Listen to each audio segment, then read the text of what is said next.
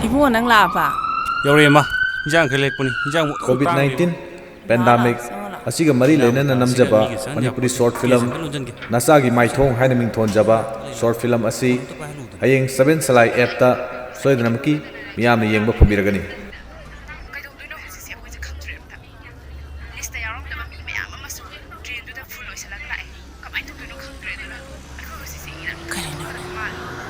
Kamay tayo nito isda. Ado di sumay toro, mane, hek ting na bagane, phone utang tahulo ko na bunda. Imagi ibim. Isa na di imabu katlanuhay. Isa bu udabada imana karam na kaploy dagini. Hojik lekai khudingda mapan thokpa yadana amadi lam khudimakta lockdown lekhiba sigumlaba mayam sing asigi maraksida COVID-19 asigi mari lenana pudoksariba short film Ngo imalore Nasa gi maithong hariba short film asi hayeng 7 salai app ta Thole phambiragani Khoi budi phare nomugi suja nomjaraga chajari besingsi haujikti wabana kham thengabani mapamda lagane leita laira khara logjaba hangjabasi sune mitopni haiduna ne changalaroi hairibra khangdre Khangdi da ibima. Handaki laina sidine.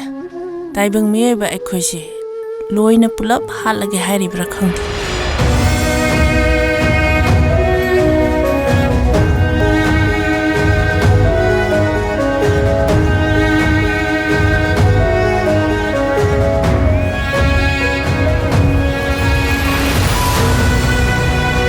Ima unabase hojik se leina se nomo nomo isum henklak pizane undi unandrabani Isa sana thangnaba kharadang pujarakpani ibu. aming mathadu khangabani ima hoje chatpiro ai horen adum pizarage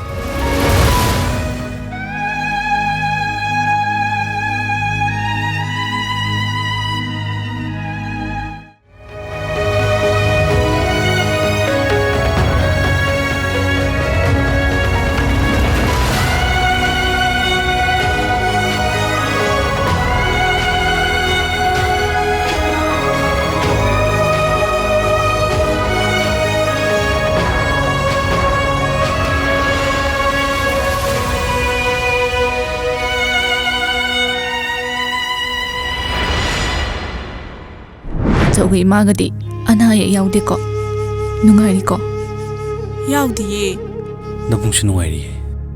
imana ne. Isa sana ba. Nga atawba iromba.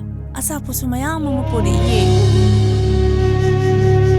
ima nachagi laibak sibu karino Bungi bema, wakal piktagan ko. ima ga tamogo se waro bibi adi yaragadi hanbina ba tawro ichanang su changro ko